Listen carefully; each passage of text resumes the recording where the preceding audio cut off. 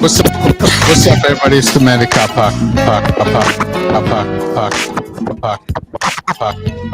Paco. I'm posted up in the cut, in the cut like a bandage. Yeah. What's up, everybody? It's the man, Paco. Posted up in the cut like a bandage. You know, as usual, I got my co-host here, Gene. What's up, Paco? What's up? Yeah, very, very keen for this one. Yeah, very keen for this one. Back to you. Okay. Ronny, go ahead and say what's up to the people. You're back again. What's going on, everybody? Back again. And say your catchphrase, too. Say it. All right. You know what? We're just going to stop this catchphrase. I don't think he has. I thought he had one the last episode, I guess, you know. So we got a very special guest here. Jumanji. Put that away, Ronny. You know how I feel about that. Okay. Anyways. Full disclosure. Pablo, we have done this for 3 hours now. This is our third podcast in a row. Okay. We're a little all over the shop at the moment. You know, I was deprived. Yeah, it was a little miscommunication. But why don't you introduce yourself, Pablo? I know you're very famous, very well-known man as far as podcasting goes. Please give us your introduction and your catchphrase if you got one. Right. Oh, you're too kind. This is Professor Pablo, repping the Broad Street Breakdown podcast. That's Vinny Paz Presents the Broad Street Breakdown podcast, live and direct out of Philly, PA, United States of America. It's good to be on the so this is a live stream? Yes, it's Paco Power Hour. We're going live right now. Okay, so we live and we're streaming, and then do you guys put it out like podcast later, or it's just straight up stream? It's just on YouTube stream. I'll probably download the video and put it up later. That's what's up. But yeah. Yeah. So yeah. Gene, I know him for a minute. He asked me to be on the show. I said, hell yeah, man. I'm down. Thank you. I'm down to clown. Wonderful. I appreciate it too, man. I'm a little starstruck, but you know, I love. We'll get through it. We'll get through it. Yeah. Right. Yeah. Okay. So basically, he's agreed to come on and talk about a classic album. Okay, and this album is "Fear of a Black Planet" by Public Enemy. Here's the cover right here. Basically, what we do, we discuss the cover, what our thoughts are on it, and then we get into the scoring system, if you will. So that's the cover. And now, go ahead, start it off, Pablo. Give us your thoughts on the album cover. What are your thoughts? Oh man, when this thing came out, I loved it. I like sci-fi. I like something that makes an impact. It wasn't your straight up heads on the cover, which I do love. A posse photo. Black and white. I'm not really into the guns, but I get it. I don't really like weapons on my photos, but I get it. But this one was awesome.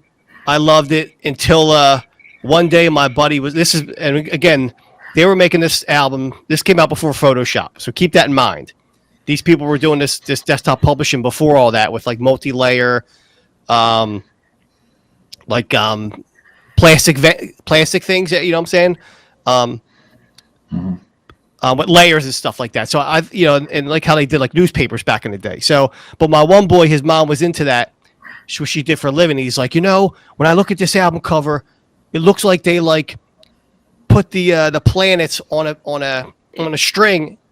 They created them and then took a picture of them on a string, and then then put the ship behind it. And I was like, fuck, man, now I can't unsee that. So when I look at this album cover, all I see is two balls like sitting on a string, like a model, how they would make the original Star Wars movies, and I'm like, fuck, I can't unsee that. But before that, to me, it was like almost like the best sci-fi movie poster. Like that shit was dope, man. Right. And what an impact that makes, where like you got the black planet next to Earth and it's almost as big and it's darker and it's on fire. Yeah. I mean, it sends a message, man. It does. Gene, what are your thoughts on the album cover? Go ahead and say it. Yeah, absolutely. Yeah, this is the first album I ever bought for myself. So it came out in 1990, so I would have been 13, full disclosure there, of age. And I knew video for Fight the Power, the music video for Fight the Power. This was in New Zealand, yeah? And it was played all the time, definitely captured my attention. It was one of the best things I'd ever heard. I knew rap a little bit from License to Ill, Beastie Boys, Walk This Way, Run DMC, Aerosmith, Fat Boys. But this was my first foray into serious hip hop and properly getting into it. I saved up my pocket money, which was literally back then $2 a week, because I wanted to buy a cassette tape. Went to the music store, saw this, and this cover just captured my attention, because I was into the music. And I was into the message as well, as far as my young mind at that point, as a white boy from New Zealand in 1990 could grasp such a thing happening in some place called America overseas. And it just caught my attention, the colors and the image of the black planet circling, orbiting the Earth. And and it was and I just, when I picked it up, saw the cover, just had to buy it. Yeah. Wonderful. Just wonderful. Ronnie, please give us your thoughts. So when I look at it, it's definitely, so you got to think in 1990, there's a lot of albums that came out. You got like DJ Polo came out, Ice Cube's America's Most Wanted. Everybody's putting their picture on the cover. You got like Funky Technician. They wanted to set themselves apart from everybody else that was coming out at that time. I think this was like their third album on Def Jam. They wanted to set themselves apart, and they kind of started that whole like Afrocentric like rap like history that started in like the early 90s. But you gotta think they like set themselves apart, like Too Short, Ice Cube. Everybody was just putting themselves on their front cover with a black and white photo with a gun, or them and their whole squad, and it looked like they wanted to go a different direction and kind of steer that thing of hip hop. Wow, it's very insightful. You know what? I like the album cover. It looks pretty cool. All right, let's get into criteria one. Basically, we break it down in 4 parts, 5 points each. You could do half points if you like, I want to give it like a 3.5 or whatever. And basically, we'll start it off with the lyrics. What are your thoughts on the lyrics, and what do you give it on a scale of 1 to 5, if you will? Pablo, please go ahead and kick it off, man. The whole album is a riot album. It's something you want to listen to when you're about to have a riot, and I ain't saying a violent one. Could be, non-violent protest, but I guess a riot is violent. But so I would say it's a protest record. It's a protest record. Every lyric said, it's saying basically, here's the point of view of African American male. Here's how we're being perceived in America, and we want it to stop, and we don't see the need for it. And here's the reasons why. We're respectable people, respectable businessmen, trying to get educated, trying to come up. And every time we do that, you knock us down and then say we ain't educated. So what's going on here? So it's putting a mirror to society and saying, like, look at yourself, and then look at us, and then say, well, like, let's just look, we haven't done anything since the civil rights movement. Come on now. Like we've done tons of stuff. So I give it a 4.5. 4.5 in the lyrics. Yeah. Nice. Ronnie, give us your thoughts on the lyrics in this show, please. So you got to think at that time, like, NWA was out a while before then. Like in 1989, the FBI was like investigating all these, like, you're saying this on your album. They're trying to like, pull rap from the shelves because they're saying it was too violent. So I think to keep themselves relevant, they're like, well, we don't have to just rap about shooting and killing and violence. We can rap about like our message. So I give their lyrics at that time. I'll give them a 4. They weren't the most lyrically advanced people at the time, but they definitely had a strong message. And like the wave of hip hop that came after them, like, Leaders of the New School and all that other stuff that they influenced after this album. I think their lyrics definitely influenced, not necessarily their message, necessarily the lyrics, but their message influenced a lot of hip hop after this album. I agree with Ronnie. I wanted to get back to that. The lyrics weren't super complex and advanced. They were just really like trying to talk to you on like a 5th, 6th grade level. Mm-hmm. So it wasn't like you were listening to Wu-Tang where it's like triple entendres and you're like, oh my God, he said that and that meant like, it didn't mean that. It was a straightforward message. Yeah. Right. Yeah. Gene, go ahead. Take it away, man. Yeah, absolutely. He was preaching from the pulpit, definitely. For me, again, be 1990 in New Zealand, the lyrics, I was kind of aware of what was happening in America and in the world outside of New Zealand. New Zealand's very isolated, that sort of thing, you know. There is racial tension there, absolutely, certainly not to the scale as it is in America. But well, certain tracks stuck out for me in their message. The main one was Burn Hollywood Burn, yeah? Because I've always been into movies, always been interested in acting. I act now, have done for most of my life. And, you know, I grew up watching movies and thinking they were movies and they were entertainment. This, you know, was all good. This is what everyone likes, and everyone, you know, was treated well and having fun making movies. But then that track in particular pointed out to me that no, it's not all good. Not everyone's equally represented. And Hollywood is not shit hot. Hollywood is just a big nasty machine that treats people like crap and produces a lot of rubbish that doesn't really show what's going on. And that kind of blew my mind as a 13-year-old in New Zealand at the time. And again, it educated me like to what was happening outside in the world more than any type of schooling did. Yeah, so the lyrics were very effective for someone who was outside of that world, outside of that socio-political history of America. And for that, I'll give it a solid 4, a strong 4.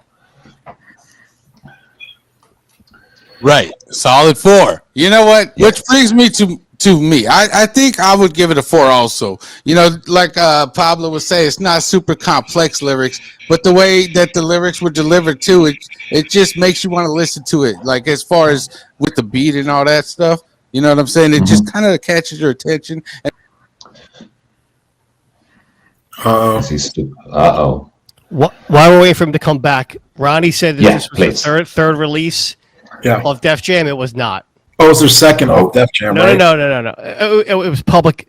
You're saying was it Public Enemy's or was it Def Jam's release? It was a Public Enemy's third release, right? Right. So it was Yo Bum Rush, Show Nation. Right. I get you. Yeah. I thought you said it was Def Jam's third release. No. There was no way. Because they had the LL. They had tons. I mean, they were in a lot of full length stuff. Okay. And I was thinking about how I grew up, and I saw Def Jam logo for a minute before I got hip to Public Enemy. So I was like, what did you talk about? Yeah, no, it was their third album. Yeah, I'm with you. Def Jam, yeah. I'm with you. Yeah, I got you. Are you back, Paco? What's going on, man? Yeah, I don't know what happened. You know, it seems that I got cut out of my own show. Sometimes the thing likes to hate on me, but you know what? Your cat's biting on your internet cable, man. Pablo, I hate cats. I do not allow them around me. I have an allergy to cats, and it's not good. Me too. Yeah, I got no pets in my house. I have no hesitation kicking a cat. Anyways. I ain't gonna say that on TV, but I feel you.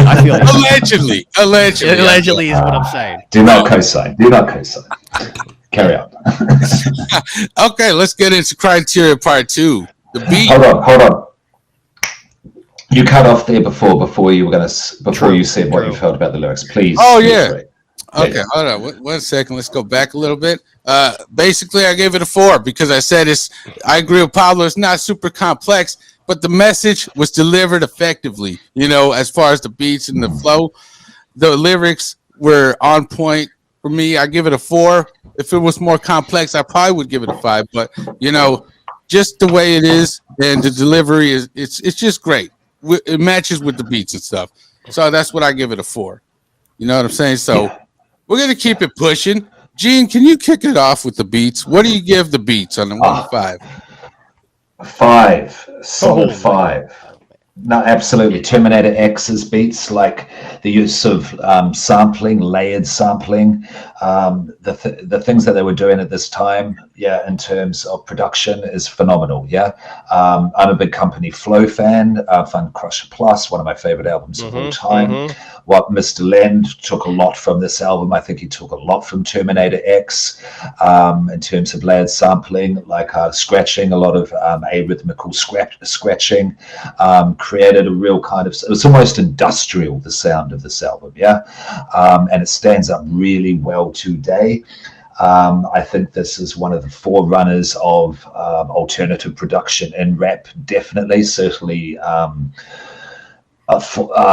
created a great foundation for advanced sampling, advanced production, and I think it's a little long, this album. If I was going to nitpick a little bit, it's over an hour. Yeah, so it doesn't, it's not a struggle to listen to the whole thing. But if I do get the urge to skip certain tracks just to get to the better ones once it progresses to about the third quarter of the album.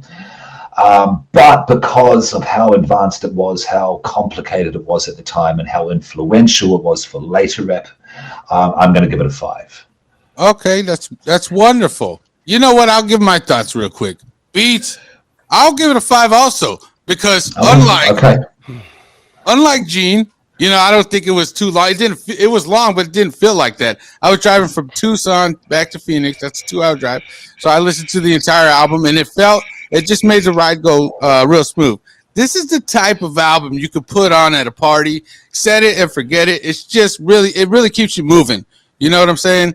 The beats and samples were great. The way it blends together, it's just phenomenal. I'll give it a 3. Ronnie, 3 or a 5? You said 5 at first. I know. It's his gimmick. It's his thing. Hold on. I'll say, I did say 5 at first. But I want to take it back a little bit, just because I forgot about the interludes. While I was going on my little rant, I thought about the interlude. It kind of takes me away. If it would have just flowed like nonstop, would have been a 5. Mm-hmm. Then those interludes come in, they try to hit me to some stuff, So yeah, I'm just gonna drop it down to 3 if you guys don't mind. But that's just what I feel. I don't like to lie a lot. Ronnie, go ahead and take it away. What are your thoughts on it? The beats were good. You can tell it's one of the first albums that Rick Rubin produced it, or as partial producer on their first 2 albums with Def Jam. This one, it was just all the Bomb Squad. So that's all Chuck D's whole squad. And I get the direction he was going with it. The collabs on some of those beats, like that song with Ice Cube, it's I'm gonna give it a 4. I don't think it deserves. I mean, I'm not gonna say it doesn't deserve a 5. Obviously, what people believe, but I think it's a 4. At that time, like when I was younger, I was like 8, 9, 10, listening to it. It was very East Coast, and I'm very West Coast centric. So you could tell they're like East Coast, new school beats at that time. So I'm gonna give it a 4. Yeah, that's it for me on that one. Pablo, if you would delight us with your answer. I agree with everything all you guys are saying. I mean, I'm probably just going to repeat it. If you ask a 19-year-old Pablo, I would say the beats are a 5. Listen, as a 49-year-old Pablo, I'm saying it's a 3. It's not boom bappy. You're right. They're very complex multi-track beats. A lot of guitar, a lot of solos where you don't think they're in there, but they're just kind of, and it's not. You can't sit. This isn't an album where you can sit in the basement and smoke weed too. It's not that type of album. No. You got to be live, active, like you said. You're in the whip, cruising somewhere, man. You're gonna get there. Your boys trying to get wild. This is what the album's for. This is not just a boom back in the cut, and the beats are like that. They're like jazzy guitar band beats, and they're like. So unless and the tracks where Chuck's not like fast rapping, or like Ice Cube's off it. It hits different. So I agree. I like the beats. They're definitely good beats, but they're not your traditional hip hop beats.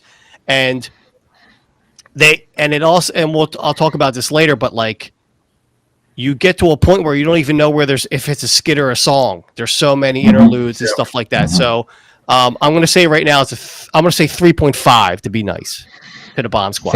I'm not trying to disrespect them at all. The one thing too, like you can see the influence on like A Tribe Called Quest after that album came out. Like they have a lot of the same like beat patterns and beat styles, and they used a lot of those same like sample from that same kind of genre later on, like in A Tribe Called Quest, like De La Soul, like because they came out like 91, 92, like those albums that came after that. You can see the influence of these beats like on those.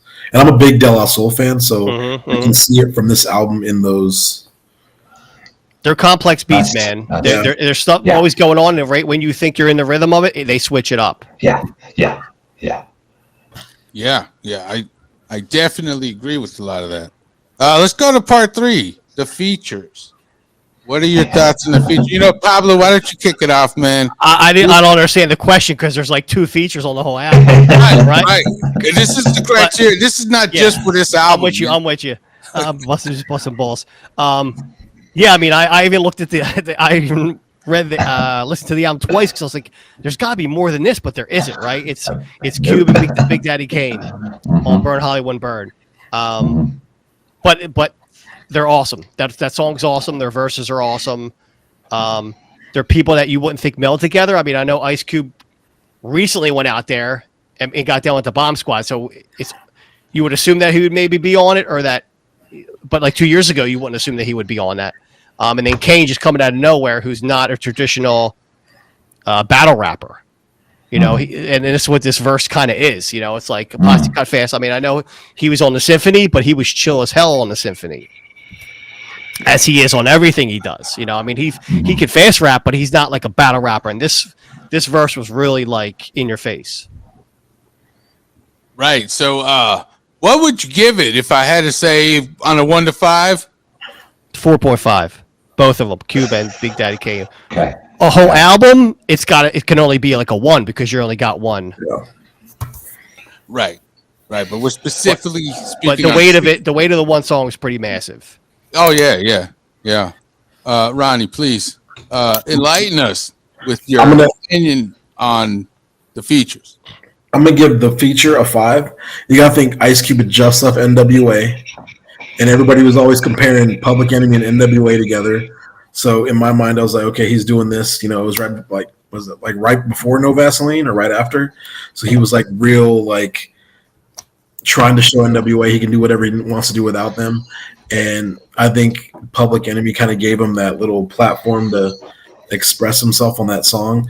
And obviously, like if you're East Coast, especially if you're trying to promote on the East Coast, Big Daddy Kane, you can't get bigger than that. Like on the East Coast at that time, it was Big Daddy Kane and LL Cool J were like the 2 like go-tos. So I think the people that they picked and the verses that they had, you know, on that one track are definitely I'd give it a 5 because I could still listen to that song right now and it'd still be relevant and still like I wouldn't be like have any shame listening to that like when my window's down rolling down the street here in Texas. So and something also to bring up is back in the day, even to this day, guest spots are like a thing everyone thinks they need to do. So to have almost no guest vocals is pretty impressive. Yeah. Because, I mean, even with us with JMT, I mean, we were like scrounging up money. How can we get money to get such and such on a record? Or this guy said he'll do it, but his price is this. Well, we need features. We need features. Well, we had that ingrained in our head that we need features, and you kind of don't if you're strong enough. And these guys have no features but 2. Right. Who could get anybody, right? These guys are in Def Jam. They probably have a crazy budget, and these people want this record to sell. So let's get whoever's hot right now. You know, you could have got LL to do a lady song, and that would have sold just on the girl love song that he would have put on here. But we're not going to do that. You know, we have a message. We have a message to tell. And the title to Burn Hollywood Burn, you gotta think he was trying to leave California behind him. Ice Cube was done with NWA. Yeah. I never thought of that. Yeah, like it just like whole everything like kind of meshed together on that track. It was a really good track. Right. You know what? I'm gonna give the features a 5 because you know there's only 2 and they did what they're supposed to. You know, they came in and Ice Cube is my favorite rapper, so of course you know that track is my favorite. You know, just because of Cube. And I'll give it a 5 because anything that got to Ice Cube, but also you know just those they were dope. Gene, please save me. Do the features. Okay. I'm probably going to get slammed for this, but full disclosure, can't fake the funk. I'm not an Ice Cube fan.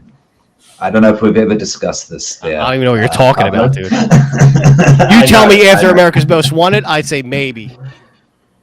Yeah, okay. The first album had something going on there. Yeah. Flawless. I don't think he's a bad rapper. Let me say that. Let me cover my ass here. I don't think he's a bad rapper at all. It's just just the sound of his voice doesn't do it for me. Yeah, that happens. A lot of people like Bob Dylan. He's seen as one of the greatest rock people of all time. Can't stand his voice. Can never listen to it. Yeah, I'm not saying Ice Cube is to that level, but I'm just not a fan. Yeah, I know. Full disclosure. It's fine. It's fine. Okay. It's not really fine, but I'll allow it. Right. I'm a little bit. I gotta be honest. Gotta be honest. But I mean, if you say Pablo, what have you listened to lately of Ice Cube? I'd say nothing but America's Most Wanted. Oh wow! I go to the second now with a death certificate. Is that the second? I'll do those. Yeah, I'll do those two, and then I really fall off after that. So, I went to actually went to Ice Cube concert about 6 months back, and I forgot a lot of the just how his rap and how his cadence and how he's evolved from the 80s to now. Obviously he's not now if he puts something out, people are going to listen to it, and it's probably going to play on the radio. It's forgettable though. It's for a movie soundtrack. Mm-hmm. Yeah. There's I mean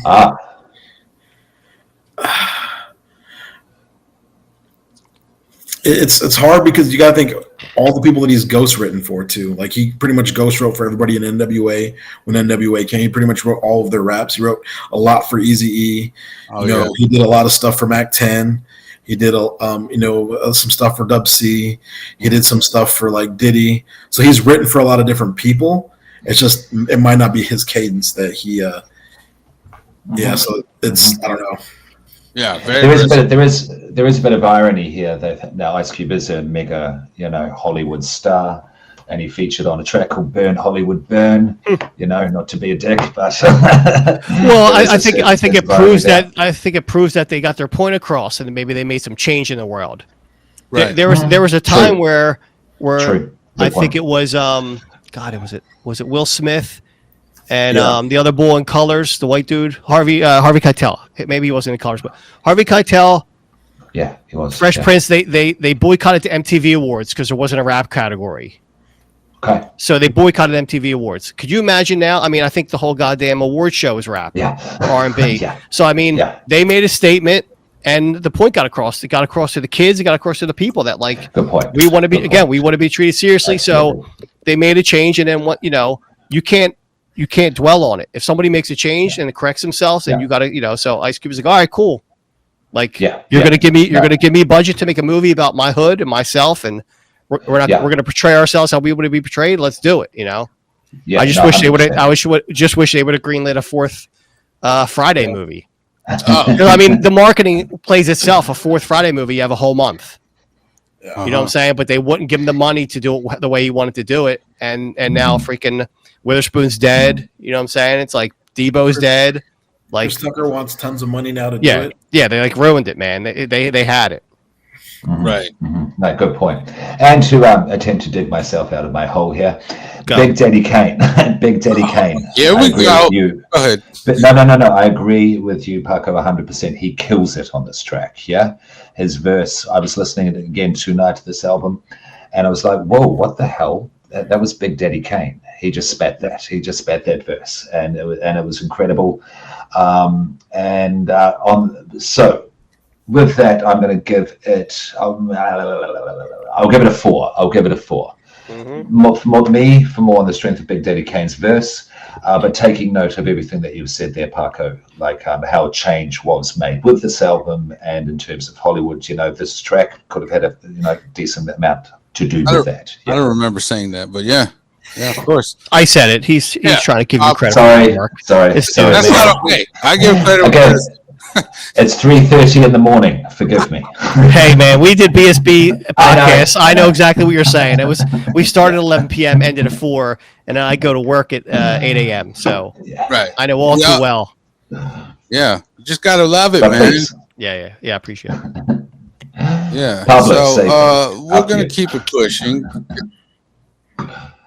If Gene will allow us, we're gonna keep it pushing. Criteria 4, the hooks. Please, you know what? Why don't you keep it? Why don't you, Gene, do the hooks? Oh, the hooks. I always struggle with the hooks. But the hooks are good in this, and it's to do with the simplicity, but the power of the delivery, putting across the message. Flavor Flav, okay, yeah, he worked for the group as a hype man, yeah. Am I going to say he's a great MC? No, but he was a great hype man, yeah. Chuck D, though, one of the greatest MCs ever, definitely, and putting across this type of message, he had the voice for it, yeah. And this came through in the hooks as well, in the lyrics and the hooks. It just hammered home the message, yeah. So Fight the Power, obvious track, yeah. So for the hooks, I'm going to give it a 4.5 for the hooks there. Pablo. The hooks are great. The hooks are great. They complement these crazy, complex beats. The songs, it goes well. The whole album, it flows like a story being told. This whole album. I can't pick out any right now, just because there's so many, and there's so many between the interludes and the songs. It's just all over the place. But when you're in that song, it's awesome. I'm going to say 4.5. Cool. Ronnie, would you mind elaborating on hooks? I'm going to kind of tag off of what Gene was saying. Like Flavor Flav, just his delivery of like some of the like 911 is a joke, like some of the, just the way he like, he doesn't have big parts of the album, but those parts that he does have like puts that message across. And then like, Chuck D always knows how to like, it just feels like even though this was only like their third studio album, I felt like he knew exactly what he was doing when he's putting all this album together. Like, and I don't know how long they spent on this album, how long they were in the studio for, but it feels, I mean, when you listen to it, the way they put it together and like their titles, their, hooks, everything just makes sense. And the way like, like you said, the way it flows, it just, once you're done with one song, you got to keep listening. You got to finish. You just can't just like play one song and you're done with it. You got to like listen to the album from cover to cover. So, right, hooks. Right. I'll give a 5 because a lot of those hooks are still like you got to think other hip hop artists and other rappers today are still using parts of what they said in their albums today to stay relevant. So, yeah, that's true. You know what? I'll go ahead and I'll give the hooks a 4. They were great. The way they blended together and everything. Like Ronnie said, it keeps your attention. You just want to hear the whole thing. You could set it and forget it, if you will. Hooks were great. I'll put a 4. All right. So basically, oh yeah. I got all the scores here. Pablo, let's see here. 4.5 plus 3.5 plus 4.5 plus 4.5. What is that?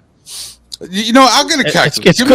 It's called buy a calculator. That's what it's called. Yeah. Trying to make me do math in my head. You're out of your mind. What? Well, just.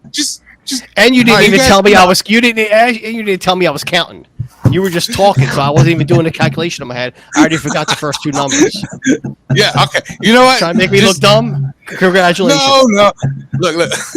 Look. Just talk.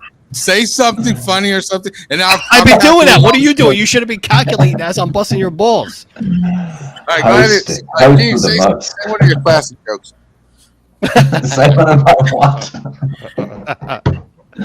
What happens at the end of this? We're adding them all up, and then whoever gets the highest number wins a cash prize. Yeah, cash prize, absolutely. Yeah, Australian dollars, not American. Yeah. We just like to see what it is, What's Australian dollars called? Kronos, or what are their dollars called in Australia? It's Australian dollars, AUD. Oh, yeah. So it's the word dollar. You stole that from the British? word dollar. Yeah. Okay. Yeah. Same as damn. Stole that? Yeah. Well, you robbed that from the British. All right. So go ahead. What's my number? 9. It took you forever. 10 hours. I don't know. Got The up 4 numbers. Bad for some reason, but anyways. Right here, 17. Amazing. That's what it took 10 minutes to add 4 numbers. Look, I still gotta add up everybody Maybe else's. put that blunt down for 2 minutes so you can add these numbers up. Look, I've been up since yesterday, so I'm a little rusty. All right, so you're on something different. I get it. So I got a 17. Is that what you said? You gave the album a 17. You didn't get it. The album got 17. I'm with it. I'm sorry. Yeah, so basically, that's a pretty high score. What are your thoughts on that? What 17 out of what? Again, you're not telling me these rules. 17 out of 20 because the max is 5. It's pretty. I know. Again, I'm with it. All right, so 17 out of 20. That's pretty good. I mean, it goes with what I believe. Wonderful. Ronny, give me about 4 minutes. I'll get this boy got an abacus in the background trying to add up. No, you have all the technology in the world. You can't add 5 numbers up. Right, but it's the 0.5 is throwing me off. See, Ronny got an A. That's a bad excuse. The 0.5 is throwing me off, man. I'm gonna put that on the tombstone. Ronny, please. I gave it a 17. No, you gave it an 18. Add it up. Actually, it's so quick. You don't got no 0.5. Go ahead. But my bulldog's barking. Sorry. No, I mean the score. I don't really think shows the impact that the album actually had. Like if you go with impact on like hip hop and rap in the culture, it's definitely a 5. Like, if you had to add that, like what the influence that album had on albums to come and artists to come, especially out of New York, it's a 5. Like obviously, what an 18. It's not a perfect album. I don't think any album could really be a perfect album. I mean, in our mind, we might think one is, but yeah. I mean, Nation of Millions is a perfect album, except for Fight for Your Right to Party. Yeah. It would be the best album ever made ever if that song wasn't on there. So, I mean, you can't get perfection. It's just impossible. Okay. You do think that album is better than this one, Paco? Nation of Millions is one of the best albums ever made ever. Okay. In any genre, any time, it won't be beat. It can't be beat. Okay. It's that good. I think the only album that could rival that would be License to Ill. Like, I'm a huge Beastie Boys fan, like till the day I die. It is, but in the context of the songs of the frat boy partying, a BCD will always go to Paul's Boutique, and so will a hip hop head, as far as like putting Beastie Boys on a pedestal. Now, again, if you play it back to like your 12-year-old self, I mean, License to Ill was on 24/7. Yeah. And it was a crossover album. I mean, when you can cross over like that, that's just like. Yeah, you've hit it right mentally, physically, and monetarily, and then you can do whatever you want. Hence, they made Paul's Boutique, and it was a big flop. Up until they're saying they have a lot of unreleased songs that are possibly going to get released either this year or next year. The Beasties, they have some albums or some tracks that I guess Adams had somewhere hidden and like been holding on to that they may possibly release this year. That's crazy. From that era, the License to Ill or Paul's Boutique era? Just like from their whole career before. Okay. Yeah, it's crazy. Yeah, so I'm kind of looking forward to that and seeing when that's going to happen. But I heard that probably sometime last month that they were thinking about going into production and like putting these tracks together to see what comes. I want to see what comes out of that. Yeah, that's crazy. Yeah, it's going to be awesome. Yeah. Yeah. So, 20 is the highest and 18's just right there before it, so pretty good. I think it's a good representation, if you will. Basically, I added up my score while you guys were talking. I got 16. Okay, I never really listened to Public Enemy. Back in the day, like I said, I was mostly listening to Ice Cube or Proper Dose or something. You know what I'm saying? So 16 is good representation of how I would feel. I can tell it's an important album just by, the content, the lyrical content, and even the sound. It's a good sound. I mean, you're hitting the nail on the head. I mean, you buy this Fear of a Black Planet now, it's not going to have the same impact. Right. It's going to have, for the era it was and the age we all were, it hit hard. So if you hit it late, Paco, then you're like, it's all right, but it's not like, I mean, this album had white people buying African medallions and wearing them on the streets, man. It was like people were all on board, man. They were all on board for the effort. Let me tell you. Yeah. So I think 16 is a good reflection of how I feel. I understand that it's important, and I wouldn't give it any lower of a score because of that. And because it made me feel, it made me want to just party, if you will. But the lyrical content is like, it's very serious, Very. you know, and it's kind of like, should I dance to this or should I listen, or you know what, we'll do both. There's only a couple of songs you should dance to on this album. It feels like the whole thing I was like wanting to dance, you know what I mean? I don't know. I mean, maybe after a Black Panther rally, maybe. You got to think like at that time you had 2 Live Crew trying to come out. NWA was big. Everything was like all about groups, but they set themselves apart from NWA. They weren't putting out the same message, you know. Mm-hmm. Like NWA was anti-police and like super like, you know, whatever. But when they did their song, you know, they did it so that they could release that message to everybody else without getting super censored. You know, 911 is a joke is a better title than Fuck the Police. Right. You know, so Sure. they could play that, you know, on the radio. Probably they could, you know, it could get released in a record store without getting censored. I mean, So- 911 as a joke was a huge hit too. Yeah. So Yeah. you got to think like Yeah.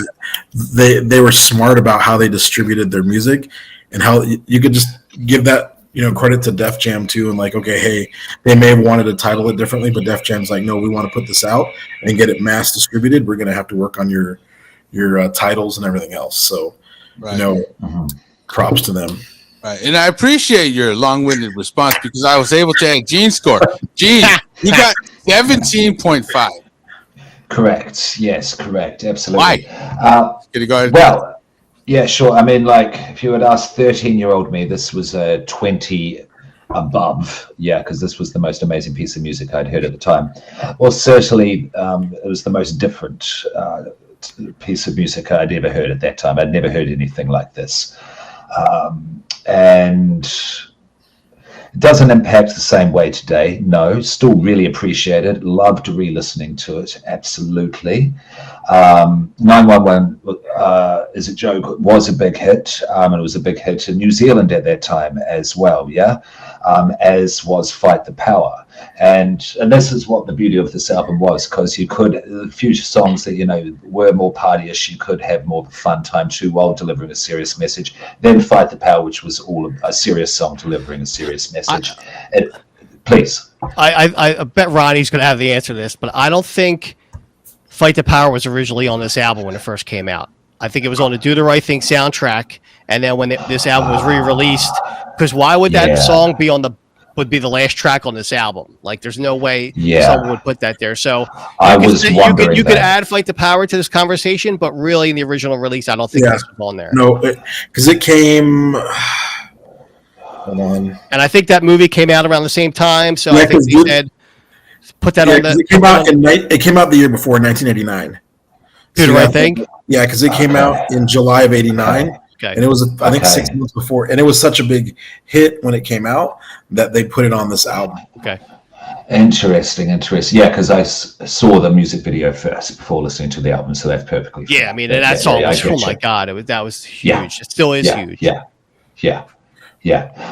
But yeah, no, as a landmark album for, you know, like culture and of my own history, 17.5, thousands of years later, re-listening to it. Yeah, absolutely. I'm very happy with 17.5. Yeah.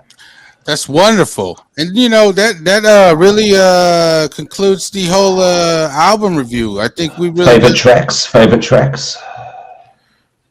Welcome to the Terror Dome is one of the best songs they ever did. Yeah.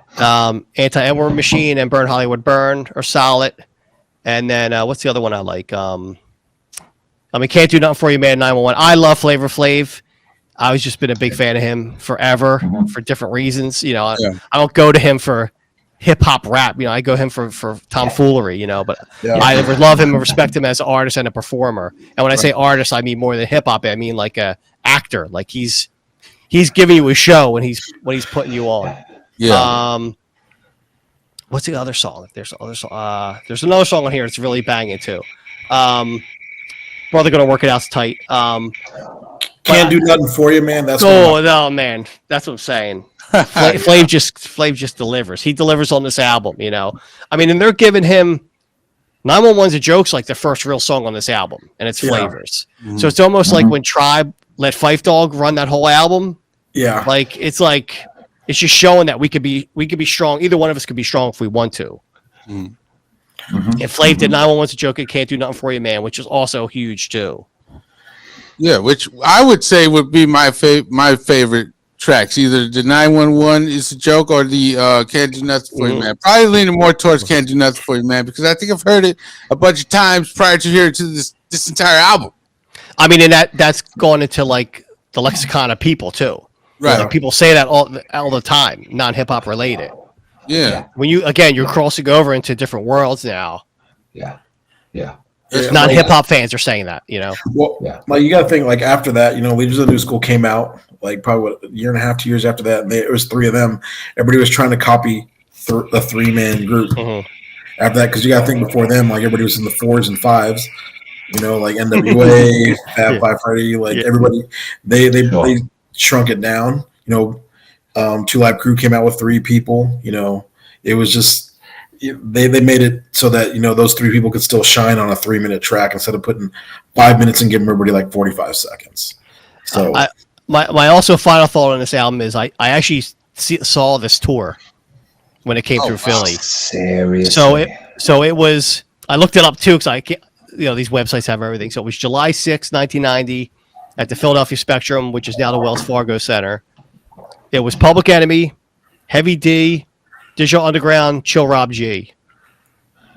I think Latifah, it might even been Latifah was supposed to be on, but wasn't, and then Vogue was supposed to be on, but they were off on this leg of the tour. So we got Chill Rob G, who was awesome, who got robbed by that Snap dude because they had the song Power, that had the same beat. Yeah. That controversy. But Chill Rob G, awesome. If you hear any other songs, they're awesome. Dude got robbed of a career. But so, of course, we can't afford good seats, so we're like stage right, top row, nosebleeds, touching the stage almost, but all the way a million feet up. So when Digital Underground came out, they did a song, and all of a sudden, Shock G runs behind the stage, changes into Humpty and comes out. And I saw it. And I was like, it was like seeing Santa Claus. Find out Santa Claus was fake. And I was like, you kind of know that it's fake, but you still don't want to believe. And I saw the dude turn into Humpty Hump and then come out, and the whole crowd's going crazy. And I'm like, what are you going crazy for? I just watched him turn in, but they didn't see that because they had good seats. Did was Tupac with them at the time? I don't think so. Because he came out like 92, right? Or 91, I think. I mean, something like if it was, I wouldn't remember. I never thought of that. I can't believe you brought that up. Yeah, I never thought of that I actually could have saw Tupac live. And again, we were so far up, it was horrible. But before the show, we got there so early that Terminator X was like sound checking, and just his keyboard, he would hit one note, and it was like boom, boom, boom, like. It was, you know, because those sound systems are massive, and it was just like super impressive that like just one keystroke could deliver that bass boom. But yeah, I was, and that was the first time I ever bought a T-shirt that was like more than $10. It was like a $20 tour shirt, Fear of a Black Planet, and I was like, yo, this is what I saved all my money up for. But I was like, I can't. Usually my shirts were like $8 back then, whereas now every tour shirt is like $30. Yeah. But like you know, back in the '90s. So yeah, that was an awesome tour. Awesome show. Could say I saw Public Enemy live in the heyday. That's incredible. Thank you. That's great. Yeah, that's fucking great. Yeah. So, Gene, did you want to tell us your favorite track, or absolutely. Yeah. No, if I may. Oh, please. Do it. All right. Welcome to the Terror Dome. Agreed. One of the best hip hop tracks. Best songs ever made. Yeah. Absolutely. Burn Hollywood, burn for everything that I've said. Yeah. I'll just go with those two. Yeah, welcome to the Terror Dome and Burn Hollywood Burn. Wonderful. That was a great. It was an okay album review. You know, I only listened to it like once. Like if I should have listened to it more times, but I just wasn't driving anywhere for in a couple hours. Other than that one day, it was perfect timing for me to listen to it. It didn't feel as long as it says, like, because you know. On the YouTube music. So if you drive the 7-Eleven, you listen to no music? No, I listen to Ice Cube or something, like, you know, like Predator or something. So you have different albums for long trips and short trips. Yes, because I take advantage of like because I go to Tucson frequently. It's like a 2-hour drive. I do take advantage of like albums that I can just listen to front to back. Like the new Billy album is something I can listen to front to back. Yeah, multiple times on repeat. Yeah, on repeat. Right. Yeah, this is what the game needed. Yeah, Billy. Jesus, it's phenomenal. Album of the year. I'm just gonna say. Oh boy. But I know it's strong. It's strong. I like it though. I like it. Yeah, it's really good. I like what you're saying. Yeah, no, I can't get enough of that album. But yeah, like I'll do that. I'll take advantage and listen to a whole album. I'm with you. You know, I don't want to be interrupted. You know, that's why if I go, you know, that's what I mean. That's okay. All right. I just want to see where your head's at, man. I'm not judging. Wonderful. Anyway, yeah. Oh, I like that. Yeah. Ronnie's a breakdancer guy, you know. Oh, I used to be when I had young knees. Tell me about it. Yeah, when I wasn't in my 40s, yes. Yeah. Now he brings a whole new meaning to breakdancing. What was your breakdance name? I was Decipher. I like that. I was Whiz Kid. Because I was always the first one in the cipher because I was the youngest one in my crew. Yeah. What was your troop called? We were the Arizona Floor Assassins. They're actually still around in Arizona. Dope. That's real dope. Out there, so yeah, that was a long time ago. That was about that's awesome, man. 25 years ago. So That's great, yeah.